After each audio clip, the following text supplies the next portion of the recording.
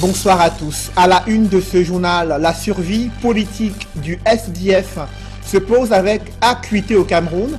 À l'occasion de ses 27 ans d'existence, le principal parti de l'opposition voit sa force politique s'amenuiser au fil des échéances électorales. Néanmoins, les séries de démissions et les exclusions en cascade n'ont pas entamé la détermination du SDF à se battre pour une réelle démocratie au Cameroun. Cependant, cette formation politique peut-elle encore impulser cette dynamique? À suivre dans le dossier politique de ce journal, l'autopsie des 27 ans d'existence du SDF et des interrogations sur son avenir à l'approche d'une année électorale cruciale au Cameroun. La majorité des pays africains a du mal à maîtriser la conception, l'exécution et le suivi des projets, ce qui plombe le développement du continent africain. Dans un tel contexte, les rêves de panafricanisme peuvent-ils être concrétisés sans une réelle indépendance économique? Analyse et décryptage à suivre au cœur de ce journal.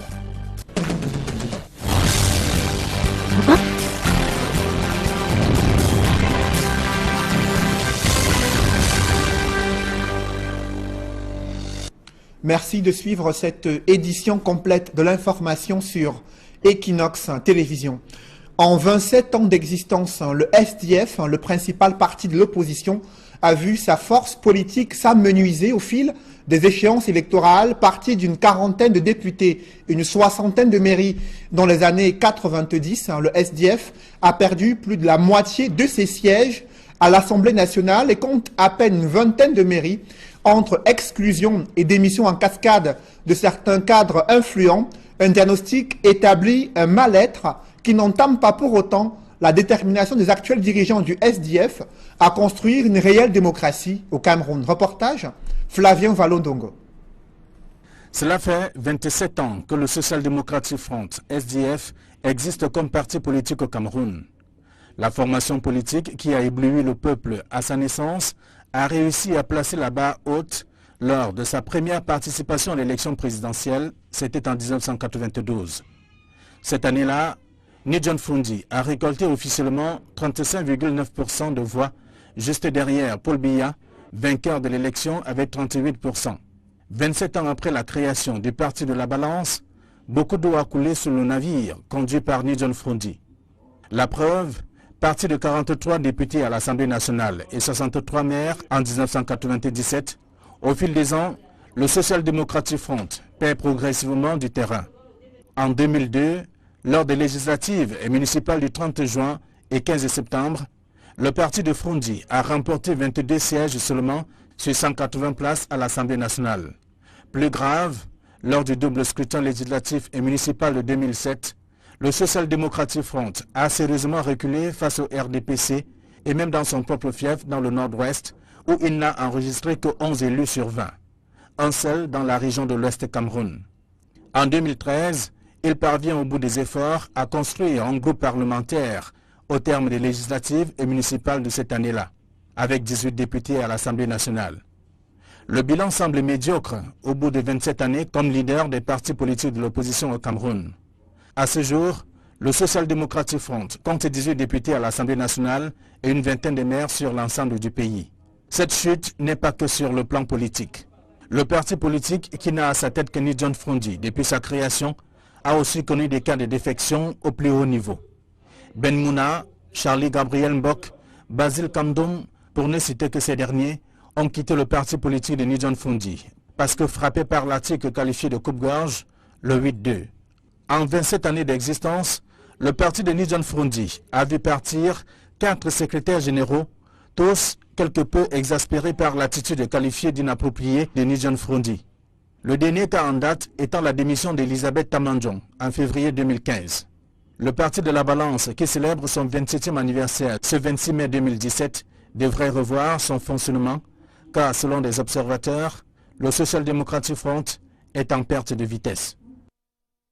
À l'approche d'une nouvelle année électorale cruciale pour le Cameroun, le SDF est-il en train de jouer sa survie politique sur un échiquier où de nouveaux leaders émergent tant bien que mal? l'urgence du renouvellement de la classe dirigeante du SDF se pose avec acuité pour impulser une nouvelle dynamique capable de susciter l'engouement d'une masse électorale indispensable pour amorcer le changement démocratique en 2018. Farel Bounia, Mathilda Kemazou et Donald Brice Kamgan. Reportage. Largement dépassé l'époque où le Social Democratic Front haranguait les foules. Les analystes les plus sévères disent du SDF qu'il n'y a plus que l'ombre de lui-même. À défaut de garder la même adhésion populaire, le SDF revendique à qui veut l'entendre son statut de principal parti de l'opposition.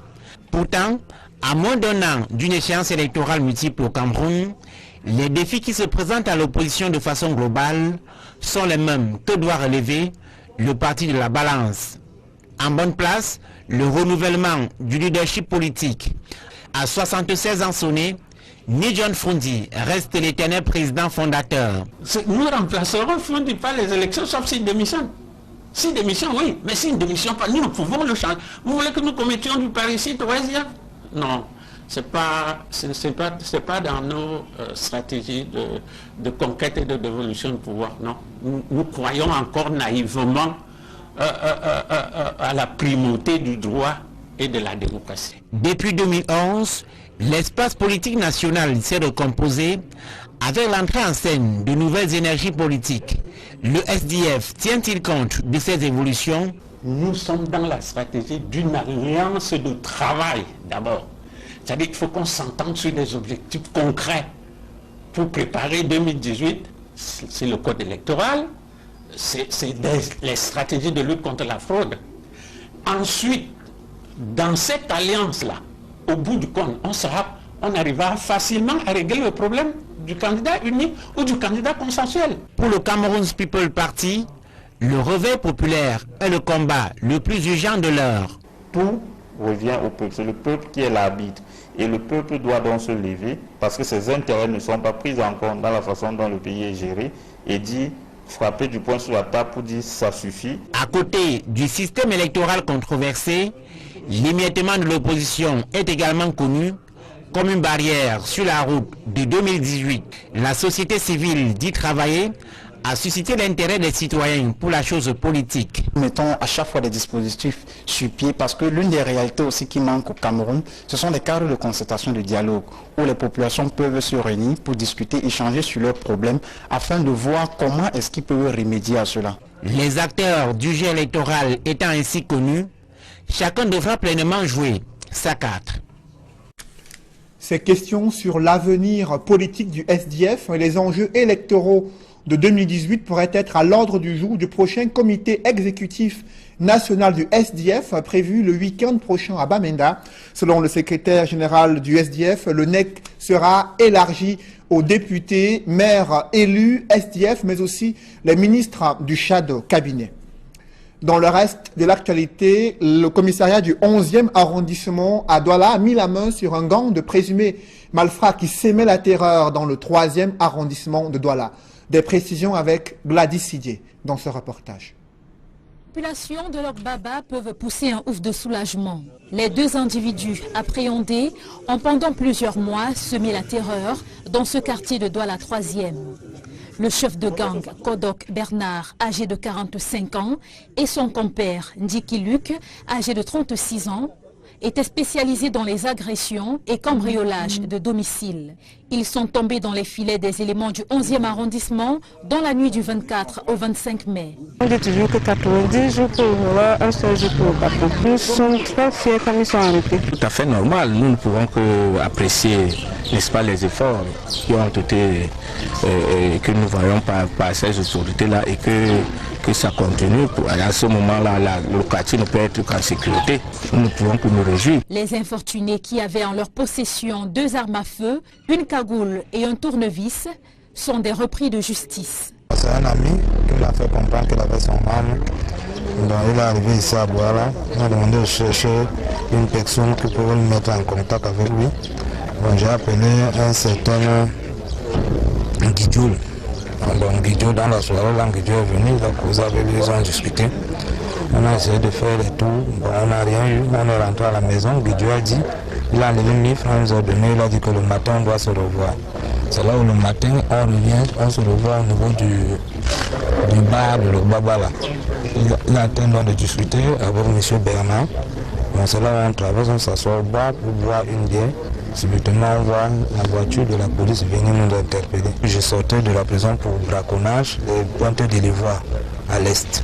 C'est là-bas où j'ai fait connaissance à M. Kodok Bena. Les deux présumés malfrats se rejettent mutuellement la faute et déclarent que le cerveau de la bande serait un certain Guidjol qui a réussi à s'échapper. Quand nous me sommes mis en prison, j'étais là pour trafic Pointe d'Ivoire d'or et le donateur de chasse. J'ai travaillé 2 ans, je suis sorti. Je suis venu à droite, j'étais à 15 ans, j'ai apporté la mélange, je voulais le vendre, je voulais lancer l'aventure, le croiser. Je ne connais pas Saint-Guidjo, je n'ai pas bloqué, je n'ai pas volé quelqu'un. J'ai payé la mélange à 15 ans à la frontière de la Centrafrique, 30 000 francs. Les éléments du 11e arrondissement sont toujours aux trousses du 3e membre du gang qui a pris la fuite au moment de l'interpellation.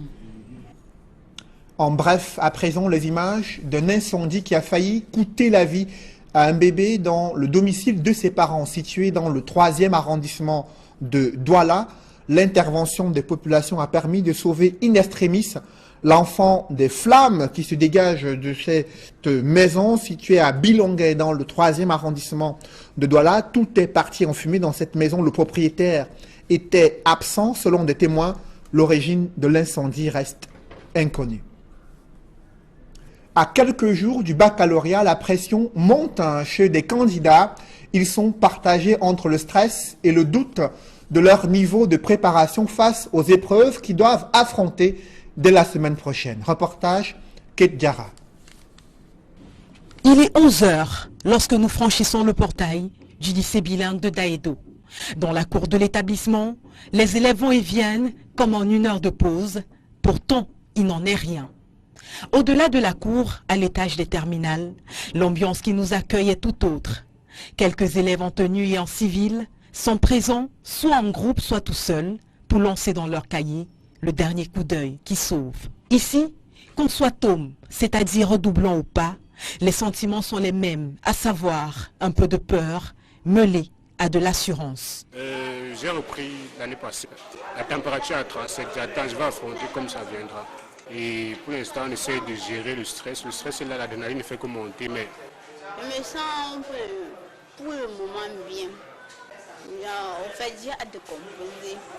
Au-delà de la peur, il y a l'espoir, celui de tomber le jour J sur un exercice déjà vu et traité en cours. C'est qu'elle sera, au moins c'est un truc qui va venir et que j'ai lu. Ce que je fais maintenant, c'est que je prie que tout ce que j'ai étudié puisse arriver à l'examen. Côté administration, on est plus confiant. D'ailleurs, le censeur des terminales du lycée bilingue de Daedo dit être fier de ses futurs bacheliers qui, tout au long de l'année, se seraient démarqués par des comportements positifs. Oui, pour la plupart des élèves que nous avons eu cette année particulièrement, les élèves de série scientifique, ils ont été un peu sérieux par rapport à la promotion l'année dernière. Dans ce sens, ils étaient tous présents dans les salles de classe. On n'a pas de nombre de cours d'absence au courant de l'année, bien entendu. Pour le proviseur, son staff et lui ont donné tout au long de l'année scolaire le maximum de connaissances et d'astuces nécessaires pour faire de ces prétendants au baccalauréat de véritables gagnants. On peut dire que tous les programmes ont été achevés, pratiquement à 95%, voire 100% dans cette discipline. Nous avons eu une séance de travail mercredi avec tous les élèves de terminale pour leur donner les dernières astuces par rapport à la préparation de cet examen. Une séance de travail qui a pu booster, comme il le fallait, le moral de ces élèves. Et cela donc a permis qu'on dope un peu leur moral. Donc ça a été pour nous donc une préparation psychologique très importante.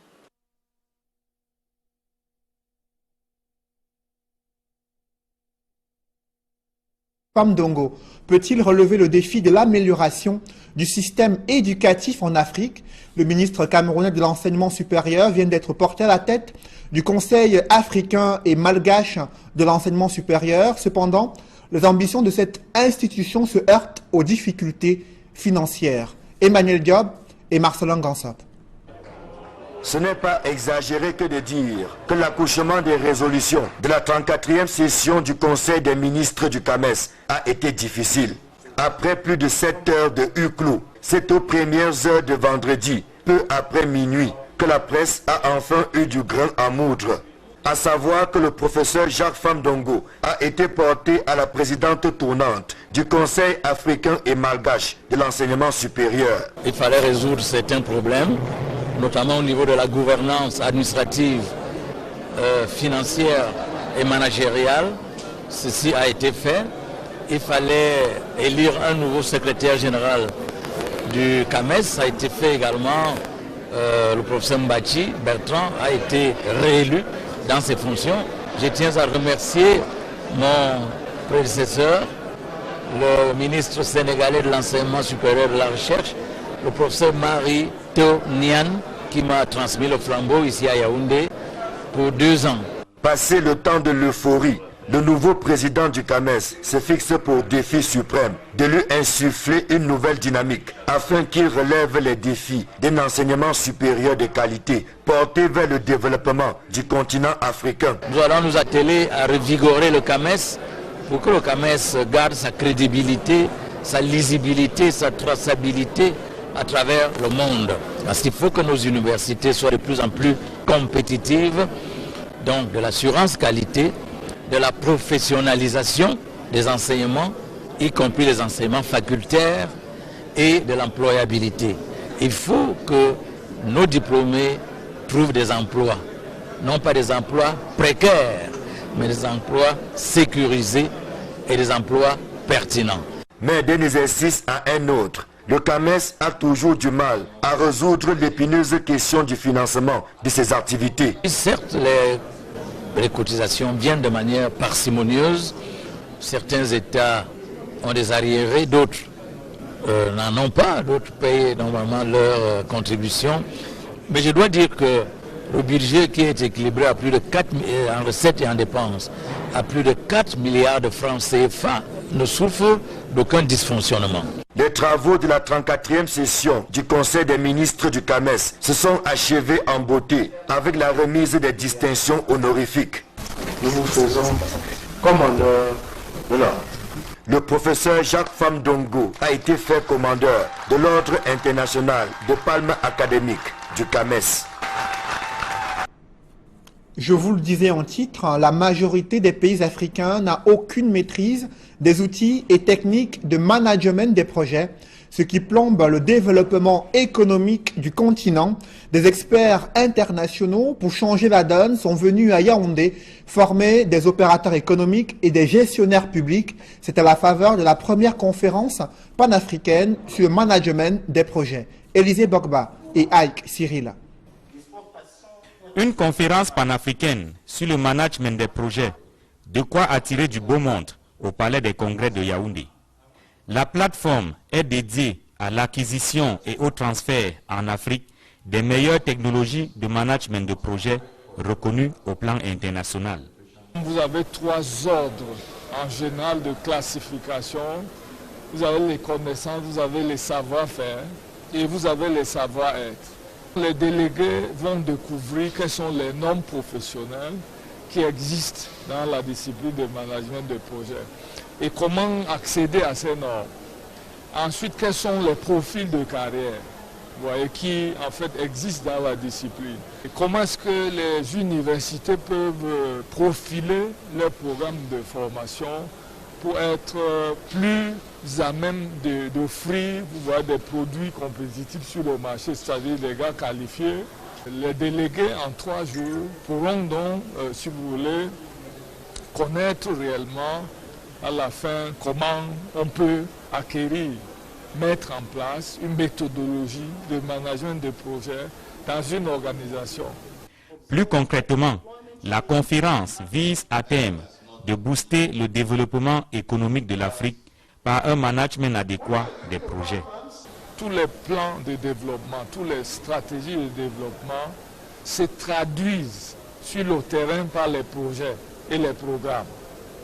Donc si vous voulez réussir les projets et programmes, il faut maîtriser les technologies qui permettent de les réaliser dans les meilleures conditions.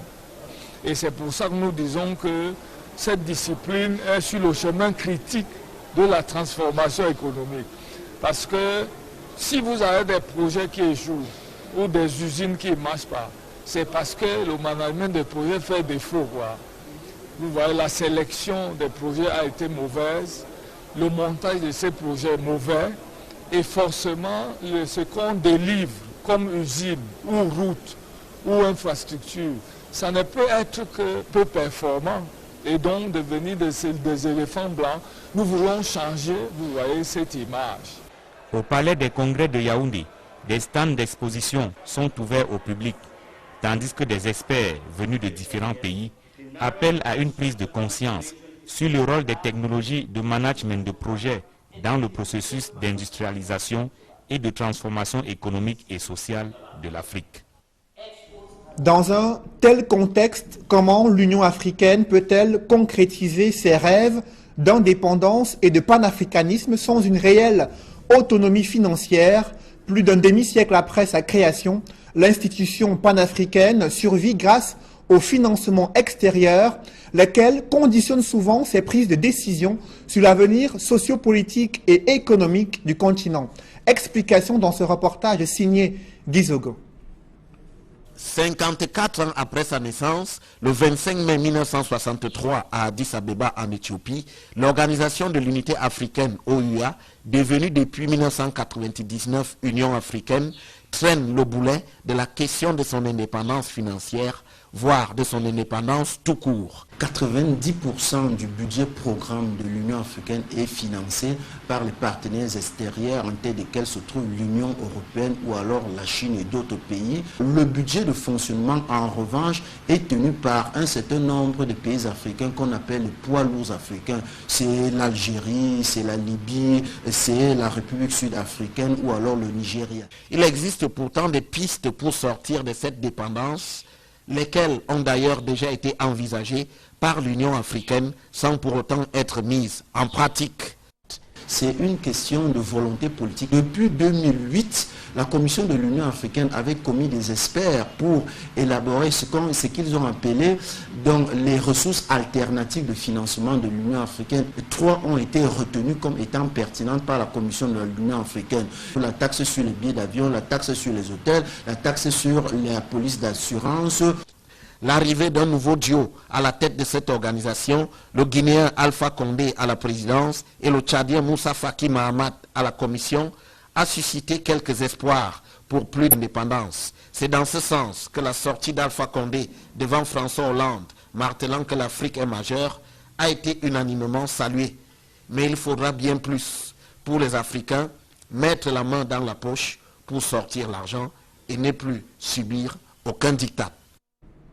La reprise des activités économiques est annoncée sur l'axe Ngaoundéré-N'Djamena. Des parlementaires tchadiens en visite de travail à Yaoundé ont apprécié les mesures prises pour réduire les tracasseries et améliorer la sécurité sur ce corridor. Les élus camerounais et tchadiens se sont engagés pour améliorer une coopération plus fructueuse entre N'Djamena et Yaoundé. Reportage Marcelin Gansop. Donc, sentez-vous bien ici, sentez-vous chez vous. Ce n'est pas la première réunion du groupe d'amitié Cameroun-Tchad, mais la taille des différentes délégations dessine les contours d'une assise aux allures de renforcement d'une coopération qui se veut plus dynamique et plus bénéfique pour les deux parlements et partant pour les deux peuples unis par l'histoire et la géographie et qui plus est subissent les exactions et font front commun contre le même ennemi, Boko Haram.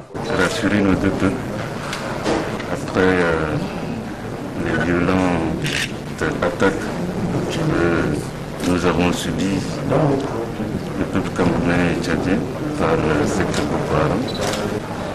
Et l'engagement de nos deux chefs d'État, ses excellences Paul Biya du Cameroun et 10 David du Tchad, à arrêter ce secte.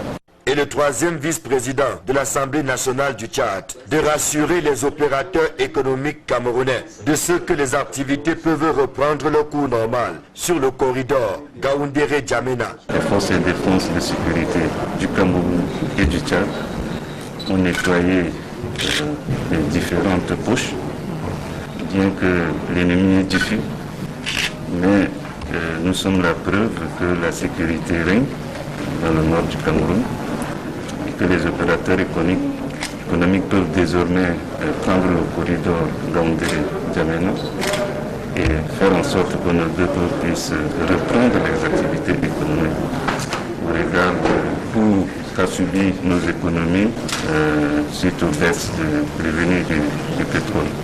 Que ce soit lors de l'audience avec Théodore Dapo ou au cours des travaux techniques avec Joseph Bandam, tous deux vice-présidents à l'Assemblée nationale, parlementaires camerounais et tchadiens ont réaffirmé leur engagement à œuvrer main dans la main pour le plein épanouissement de leurs populations respectives. Les échanges de Yaoundé se voulaient donc une pierre de plus dans la construction de la coopération qui existe entre le Cameroun et le Tchad.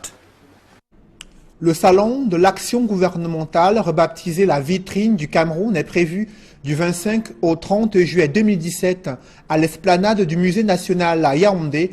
Une réunion préparatoire de cet événement s'est tenue dans la cité capitale. Compte rendu, Aïk Cyril. La 6e édition du Salon de l'action gouvernementale, sous sa nouvelle appellation, la vitrine du Cameroun, se prépare. Une réunion de mise en commun entre les parties prenantes, administration publique, parapubliques et privées, s'est tenue à l'hôtel Hilton de Yaoundé. Que les responsables de cette administration puissent s'effrayer déjà des enjeux de cette émission, que nous, au niveau du comité d'organisation, nous puissions intégrer les aspirations de ces administrations-là, que ensemble nous puissions mettre en place de manière globale une stratégie pour que ce soit une réussite. La vitrine du Cameroun, édition 2017, c'est plus de 200 exposants et plus de 70 000 visiteurs attendus. Camtel, le sponsor officiel, annonce une grande innovation. Nous parlerons en suffisance d'un projet qui est l'un des plus importants en Afrique actuellement, le projet de câble sous-marin entre le Cameroun et le Brésil. Les études pour le sommet marin sont achevées. La fabrication du câble qui sera posé est en cours. Le financement est bouclé. Il ne reste que quelques mois, juste peut-être un an à tout casser pour pouvoir aller jusqu'au bout, c'est-à-dire déposer le câble et commencer à commercialiser les capacités. Le Cameroun, c'est aussi ça, la vitrine que Camtel va devoir présenter, c'est-à-dire un pays qui se vend à travers le monde. Expositions, conférences, rencontres, défilés de mode, soirées des partenaires seront également au menu du SAGO 2017. Le forum des collectivités territoriales sera à coup sûr la principale attraction de cet événement. Du 25 au 30 juillet 2017, la 6e édition du SAGO, la vitrine du Cameroun, se déroulera sous le thème Unité nationale, gestion de proximité et développement interrégional équilibré du Cameroun. Le jeûne du mois de Ramadan débute ce week-end. En cette occasion, des dignitaires religieux ont profité de la prière du vendredi pour rappeler à la communauté musulmane les enjeux et l'attitude adoptée durant cette période de pénitence. Innocent Abega et Donald Anouzoua. L'affluence à la mosquée centrale de Douala n'est pas celle des jours ordinaires. Les fidèles sont venus plus nombreux que d'habitude prendre part à la prière qui précède le début du jeûne pendant le mois de Ramadan. Le message de circonstance délivré par l'imam Mohamed Awal va ressortir la portée spirituelle de cette période de privation dominée par la crainte de Dieu. À l'entrée du mois de jeûne, le mois de Ramadan, le mois où Allah a relevé le Coran. C'est un mois de Coran et c'est un mois béni. Et c'est un mois plein de bénédictions. Et c'est un mois où un musulman doit se comporter comme un ange Parce que les anges ne boivent pas et ne mangent pas. Ils sont dans l'adoration. Cette période est aussi pour le fidèle musulman une mise à l'épreuve de sa foi. Un fidèle musulman doit accueillir le ramadan dans un état de moralité bien sain. C'est-à-dire se débarrasser de toutes les mauvaises habitudes.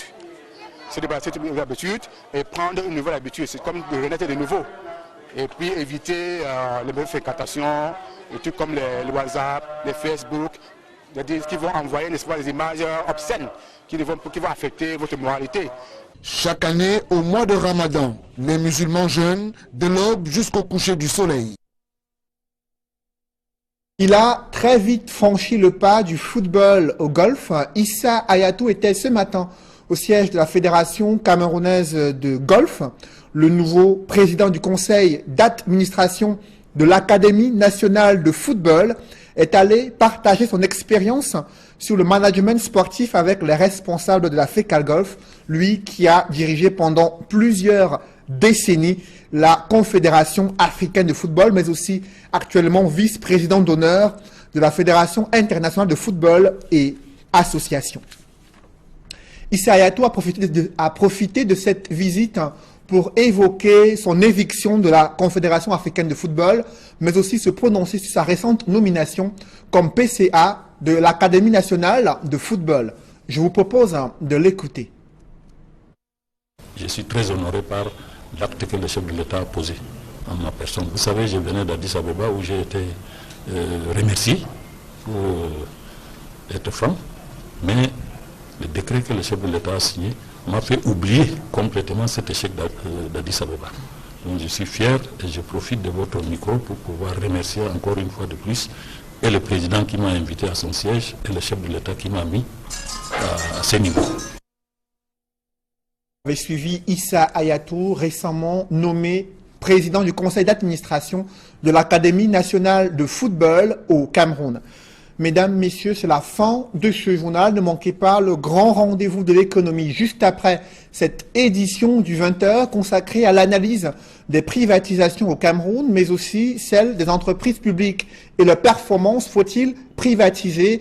Et ces privatisations qui ont été amorcées dans les années 90, quel est le bilan aujourd'hui? On en parle dans le plus grand rendez-vous de l'économie sur Equinox Télévision. Et à partir de 21h, Horizon Sport, présenté par Étienne Pascal Azégué. Merci de rester sur Equinox Télévision.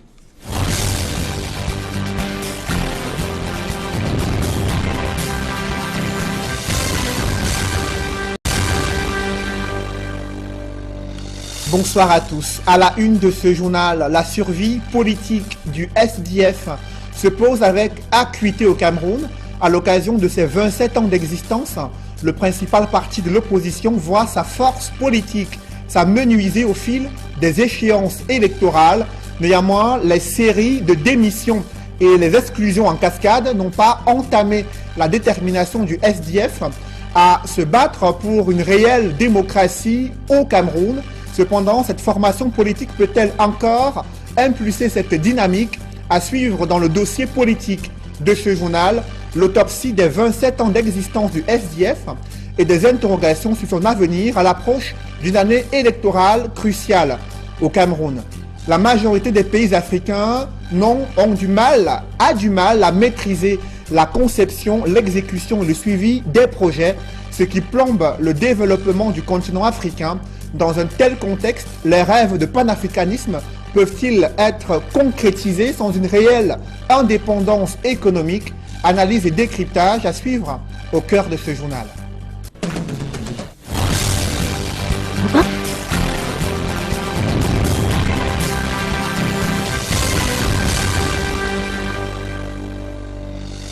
Merci de suivre cette édition complète de l'information sur Equinox Télévision.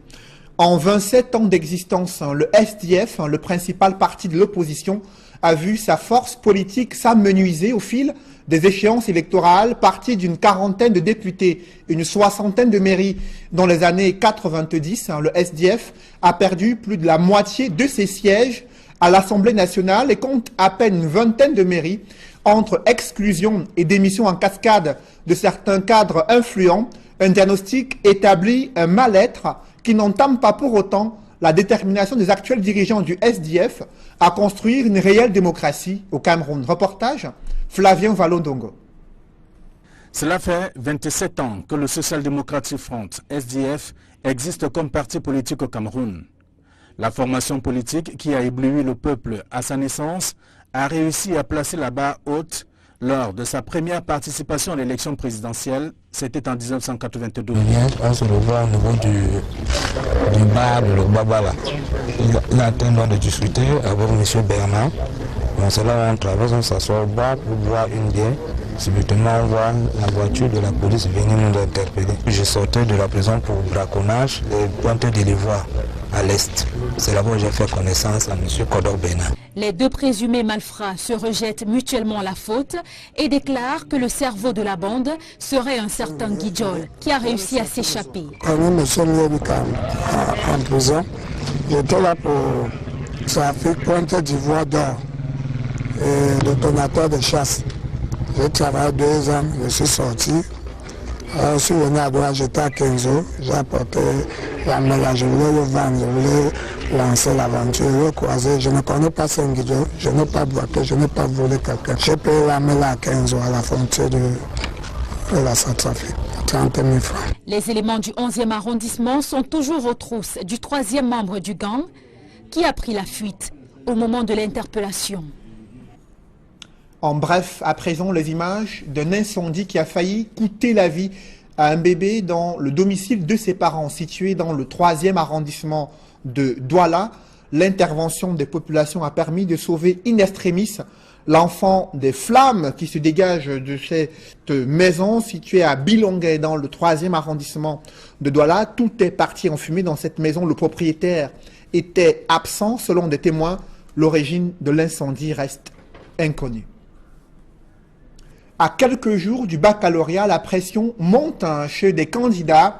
Ils sont partagés entre le stress et le doute de leur niveau de préparation face aux épreuves qu'ils doivent affronter dès la semaine prochaine. Reportage, Kate Diarra.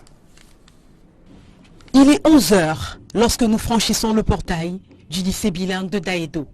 Dans la cour de l'établissement, les élèves vont et viennent comme en 1 heure de pause. Pourtant, il n'en est rien. Au-delà de la cour, à l'étage des terminales, l'ambiance qui nous accueille est tout autre. Quelques élèves en tenue et en civil sont présents, soit en groupe, soit tout seuls, pour lancer dans leur cahier le dernier coup d'œil qui sauve.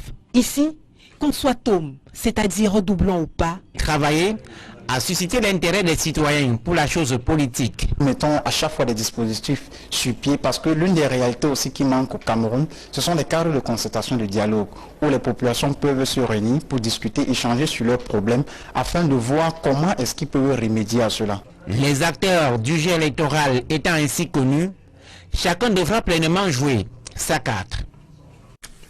Ces questions sur l'avenir politique du SDF et les enjeux électoraux de 2018 pourraient être à l'ordre du jour du prochain comité exécutif national du SDF prévu le week-end prochain à Bamenda. Selon le secrétaire général du SDF, le NEC sera élargi aux députés, maires élus SDF, mais aussi les ministres du shadow cabinet. Dans le reste de l'actualité, le commissariat du 11e arrondissement à Douala a mis la main sur un gang de présumés malfrats qui sémaient la terreur dans le 3e arrondissement de Douala. Des précisions avec Gladys Sidier dans ce reportage. Les populations de leur baba peuvent pousser un ouf de soulagement. Les 2 individus appréhendés ont pendant plusieurs mois semé la terreur dans ce quartier de Douala 3e. Le chef de gang, Kodok Bernard, âgé de 45 ans, et son compère, Ndiki Luc, âgé de 36 ans, étaient spécialisés dans les agressions et cambriolages de domicile. Ils sont tombés dans les filets des éléments du 11e arrondissement dans la nuit du 24 au 25 mai. On dit toujours que 90 jours pour voir, un seul jour pour papa. Nous sommes très fiers quand ils sont arrêtés. Tout à fait normal. Nous ne pouvons que apprécier, n'est-ce pas, les efforts qui ont été, que nous voyons par ces autorités-là et que que ça continue. À ce moment-là, le quartier ne peut être qu'en sécurité. Nous ne pouvons que nous réjouir. Les infortunés qui avaient en leur possession 2 armes à feu, une cagoule et un tournevis sont des repris de justice. C'est un ami qui m'a fait comprendre qu'il avait son arme. Donc il est arrivé ici à Douala. Il m'a demandé de chercher une personne qui pouvait me mettre en contact avec lui. Donc j'ai appelé un certain Guidjoul. Donc Guidjoul, dans la soirée, là, Guidjoul est venu, il a causé avec lui, ils ont discuté. On a essayé de faire les tours, bon, on n'a rien eu, on est rentré à la maison. Guidjoul a dit, il a enlevé 1000 francs, il nous a donné, il a dit que le matin on doit se revoir. C'est là où le matin on... Cette année-là, Nidjon Froundi a récolté officiellement 35,9% de voix, juste derrière Paul Biya, vainqueur de l'élection avec 38%. 27 ans après la création du Parti de la Balance, beaucoup d'eau a coulé sur le navire conduit par Nidjon Froundi. La preuve, parti de 43 députés à l'Assemblée nationale et 63 maires en 1997, au fil des ans, le Social Democratic Front perd progressivement du terrain. En 2002, lors des législatives et municipales du 30 juin et 15 septembre, le parti de Froundi a remporté 22 sièges seulement sur 180 places à l'Assemblée nationale.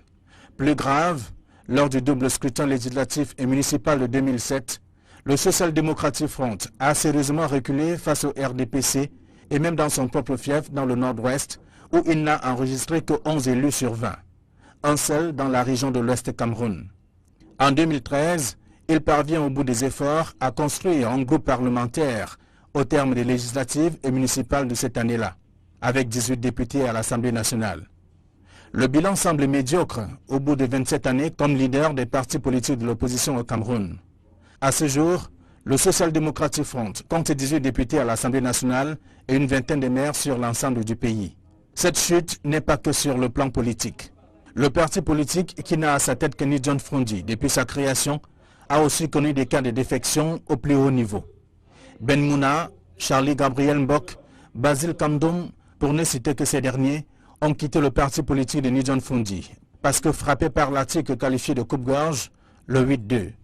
En 27 années d'existence, le parti de Nidjon Froundi a vu partir 4 secrétaires généraux, tous quelque peu exaspérés par l'attitude qualifiée d'inappropriée de Nidjon Froundi. Le dernier cas en date étant la démission d'Elisabeth Tamandjon en février 2015. Le Parti de la Balance, qui célèbre son 27e anniversaire ce 26 mai 2017, devrait revoir son fonctionnement, car selon des observateurs, le Social Democratic Front est en perte de vitesse. À l'approche d'une nouvelle année électorale cruciale pour le Cameroun, le SDF est-il en train de jouer sa survie politique sur un échiquier où de nouveaux leaders émergent tant bien que mal? L'urgence du renouvellement de la classe dirigeante du SDF se pose avec acuité pour impulser une nouvelle dynamique capable de susciter l'engouement d'une masse électorale indispensable pour amorcer le changement démocratique en 2018. Farel Bounia, Mathilda Kemazou et Donald Brice Kamgan. Reportage. Largement dépassé l'époque où le Social Democratic Front haranguait les foules. Les analystes les plus sévères disent du SDF qu'il n'y a plus que l'ombre de lui-même. À défaut de garder la même adhésion populaire, le SDF revendique à qui veut l'entendre son statut de principal parti de l'opposition. Pourtant, à moins d'un an d'une échéance électorale multiple au Cameroun, les défis qui se présentent à l'opposition de façon globale sont les mêmes que doit relever le parti de la Balance. En bonne place, le renouvellement du leadership politique. À 76 ans sonnés, Nidjon Froundi reste l'éternel président fondateur. Nous remplacerons Froundi par les élections sauf s'il démissionne. S'il démissionne, oui, mais s'il ne démissionne pas, nous pouvons le changer. Vous voulez que nous commettions du parricide au SDF? Non, ce n'est pas dans nos stratégies de conquête et de dévolution de pouvoir, non. Nous croyons encore naïvement à la primauté du droit et de la démocratie. Depuis 2011, l'espace politique national s'est recomposé avec l'entrée en scène de nouvelles énergies politiques.